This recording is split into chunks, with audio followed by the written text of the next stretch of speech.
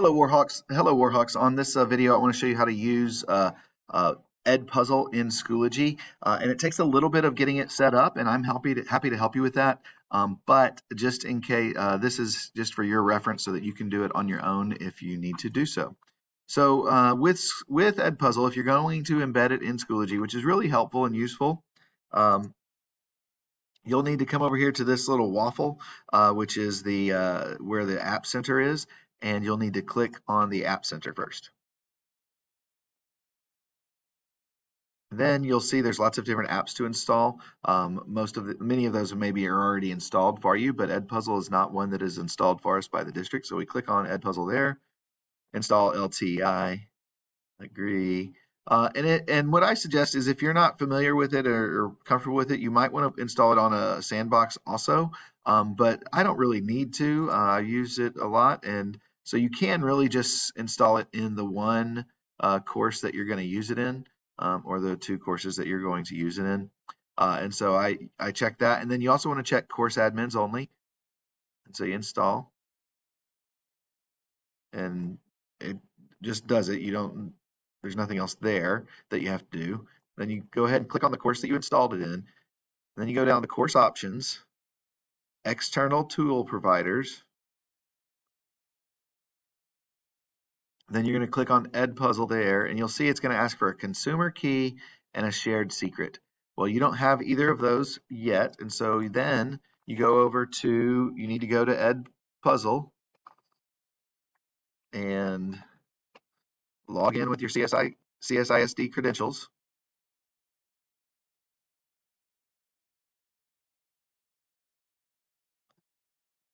Tell them you're a teacher.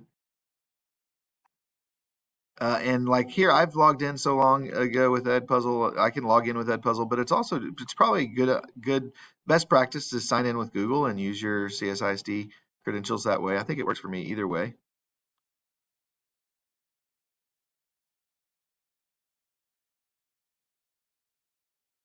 And then you'll see, it'll come into Edpuzzle. Now, you'll need to come over here to your name.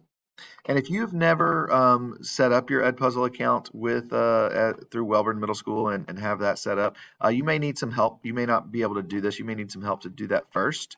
And so now you're going to come over here. I think it's to school. And so like mine says school name. The first time you set this up, you may have to select school you're at and everything like that. But I'm going to come down to LTI integrations and LMS, and I'm going to select Schoology. And then there's the consumer key and the shared secret. So I copy the consumer key, come back over, Control V, paste it in, copy the shared secret, Control V, put that in, and then submit. You don't need to save that because that's not something you're going to need except once a semester to make sure these are installed. And so then I go back over to my course. And you'll see when I'm going to add something in, and this is this little hint, when you're going to add something in, you want to place it exactly between two things. You'll notice that little green line shows up.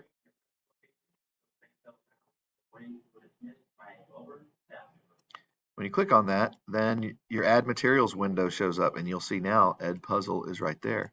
Select Edpuzzle.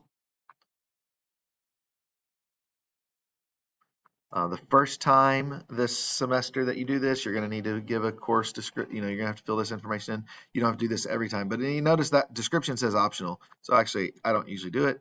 I put 8th grade, social studies, create class.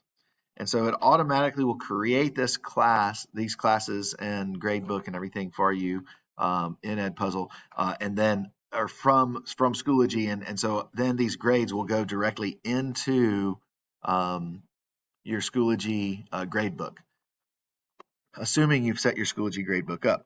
So now it's good to go. I can select from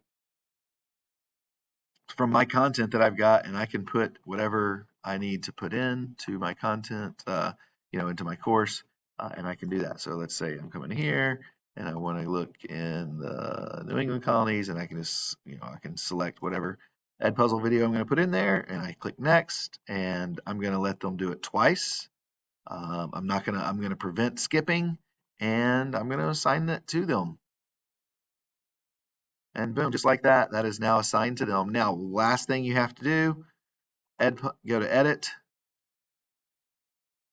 So every once in a while that happens when you like go to it right away, but not usually. So I'm going to refresh this page.